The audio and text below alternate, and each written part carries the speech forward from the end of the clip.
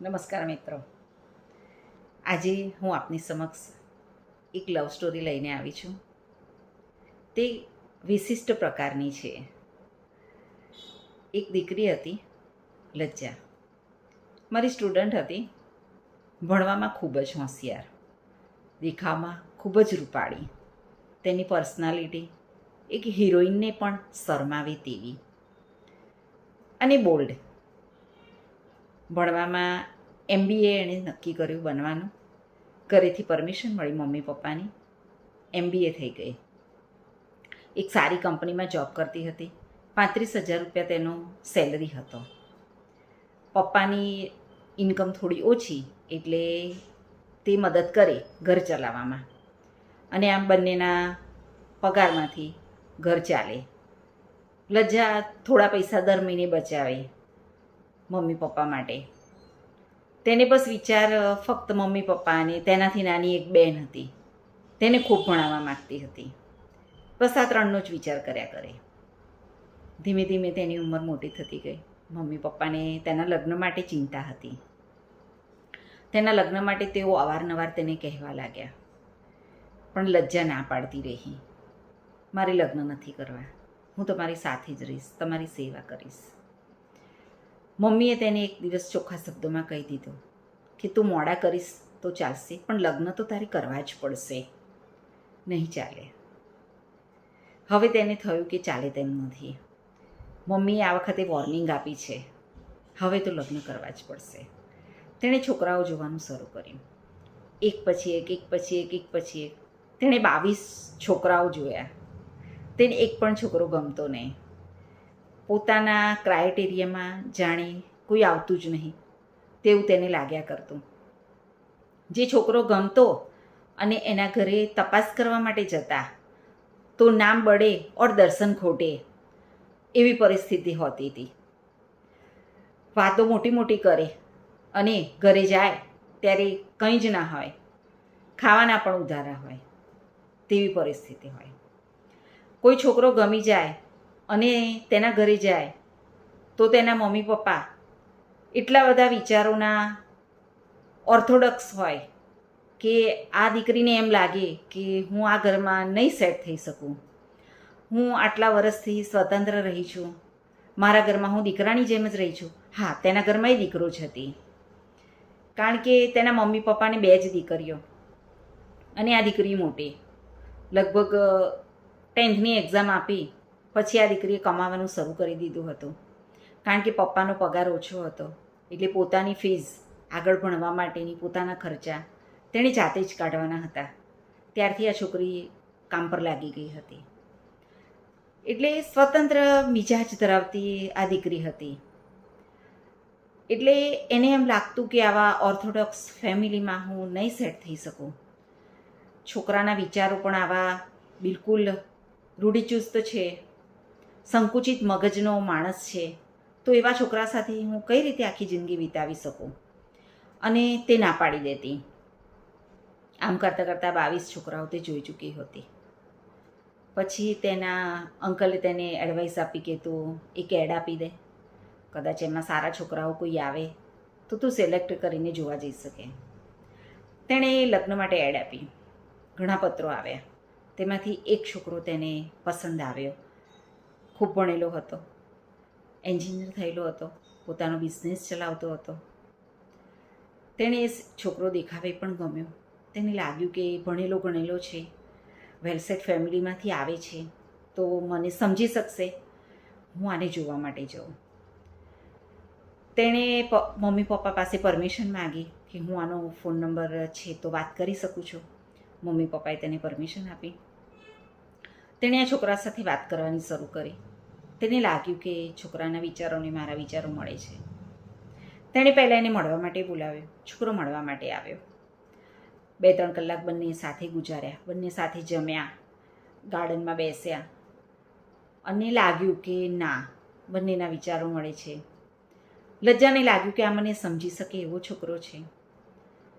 એટલે એને કહ્યું કે અમે તમારા ઘરે આવીશું, મારા મમ્મી પપ્પાને હું લઈને આવીશ, અને જો બધાની ઈચ્છા હશે તો આપણે લગ્ન માટે આગળ વાતચીત કરીશું.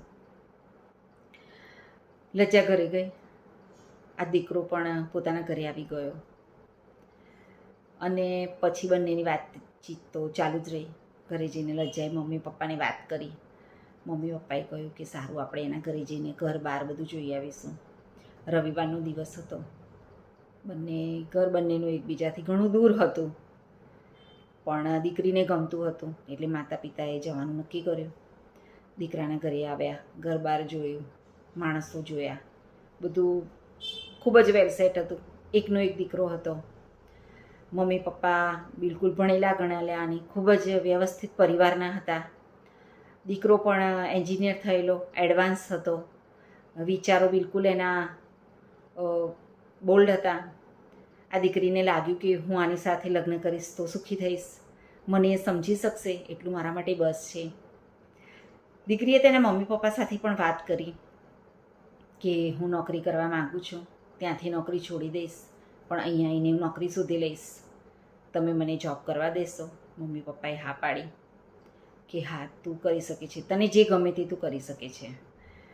દીકરીને સંમતિ મળી લજ્જાને, એટલે એને ખૂબ જ આનંદ થયો કે મારે જેવું ફેમિલી જોઈતું હતું તેવું ફેમિલી મને મળ્યું છે, ને જેવો લગ્ન માટે પાત્ર જોઈતું હતું તેવું પાત્ર મને મળી ગયું છે. તેણે મમ્મી પપ્પાને હા પાડી કે હા, હવે હું આ દીકરા સાથે, આ છોકરા સાથે લગ્ન કરવા માટે હું તૈયાર છું. બંનેના લગ્ન નક્કી થયા. તેના પપ્પાએ મહેનત મજૂરી કરીને 10 લાખ રૂપિયા ભેગા કર્યા હતા દીકરીના લગ્ન માટે, પણ અત્યારના સમયમાં મોંઘવારી એટલી બધી છે, 10 લાખમાં કંઈ જ ન થાય. 25 લાખ રૂપિયા લગ્ન માટે જરૂર હતી.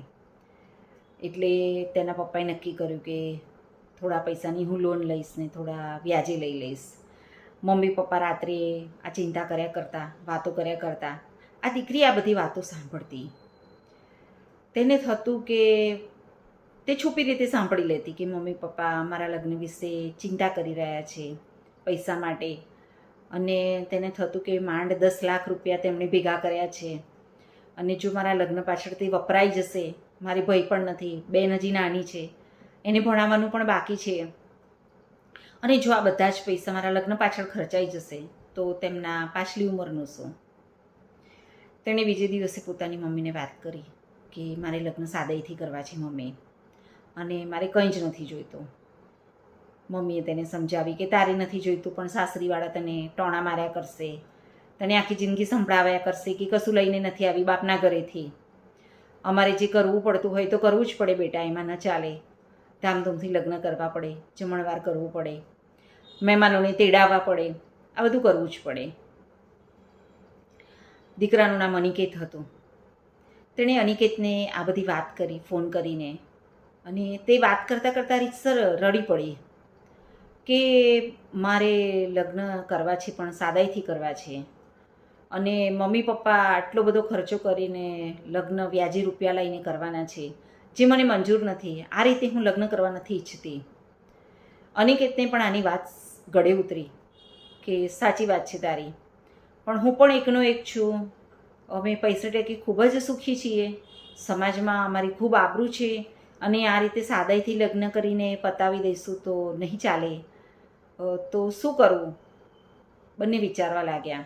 લજ્જાએ ચોખ્ખી ના પાડી દીધી કે હું ધામધૂમ નહીં કરવા દઉં, હું મારા મમ્મી પપ્પાનો એક પણ રૂપિયો ખર્ચ નહીં થવા દઉં. તેમણે આખી જિંદગી મહેનત મજૂરી કરીને માંડ આટલા રૂપિયા ભેગા કર્યા છે, તે વેડફાઈ જાય તે મને બિલકુલ મંજૂર નથી. કદાચ હું લગ્ન કરવાનું ટાળી દઈશ, પણ આ વાત તો હું નહીં જ બનવા દઉં. અનિકેતને થયું સાચી વાત છે, હવે શું કરવું તે પ્રશ્ન હતો.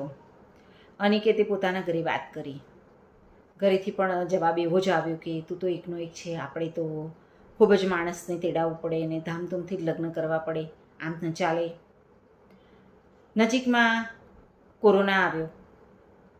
આ બંનેની વાતો ચાલતી રહી.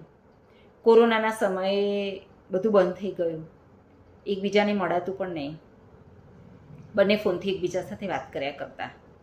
ત્યારે લજ્જાને એક વિચાર આવ્યો કે કોરોનામાં થોડું ઘણું હવે ચાલુ થયું છે, એકબીજાને મળવા માટે જઈ શકાય છે, અને આવા સમયે મર્યાદિત સંખ્યામાં લગ્ન કરી લેવાય છે, તો આ સમયનો ઉપયોગ કરી લેવો જોઈએ, અને મારે અત્યારે જ લગ્ન કરી લેવા જોઈએ, જેથી કરીને કોઈ ઝંઝટ જ ના રહે.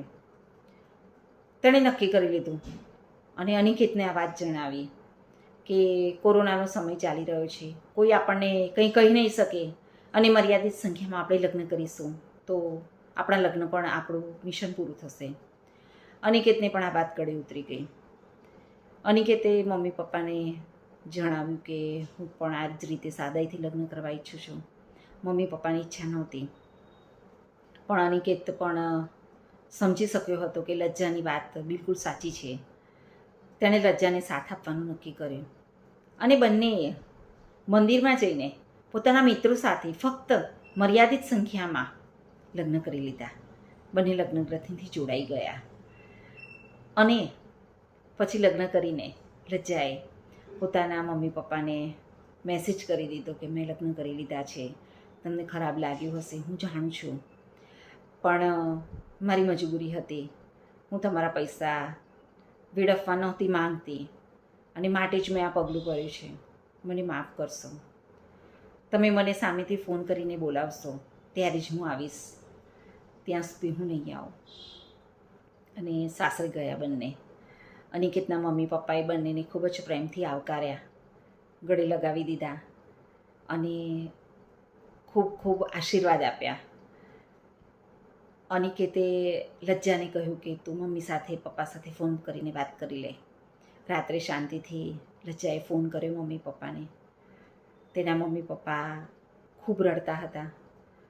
તેમને સમાજનો ખૂબ ડર હતો. તેમણે લજ્જા સાથે વાત કરવાની ઇનકાર કર્યો. ફોન ઉપાડ્યો તો ખરો, પણ અમે તારી સાથે વાત કરવા નથી માંગતા, તે બહુ ખોટું કર્યું છે, હવે અમને ભૂલી જજે, કદી પગ નહીં મૂકતી અમારા ઘરે, કહીને ફોન મૂકી દીધો. લજ્જા પણ ખૂબ રડી પડી. એ દિવસ એ રાત એની ખૂબ ખરાબ વીતી. એક બાજુ મમ્મી પપ્પા હતા, એક બાજુ સમાજ હતો, એક બાજુ મમ્મી પપ્પાના ભવિષ્યની ચિંતા હતી. થોડા દિવસો પસાર થઈ ગયા. લજ્જા સેટલ થઈ ગઈ સાસરીમાં. બધું સારું હતું, ખૂબ સુખી હતા. પોતાનો બંગલો હતો, ઘરે 2 ગાડીઓ હતી, કોઈ ચિંતા નહોતી. થોડા દિવસો પછી અનિકેતે લજ્જાને ફરીથી કહ્યું કે તું ફરીથી મમ્મીને ફોન કર, મામાને ફોન કર. લજ્જાએ પોતાના મામાને ફોન કર્યો, બધી હકીકત જણાવી, મમ્મીને સમજાવવા કહ્યું.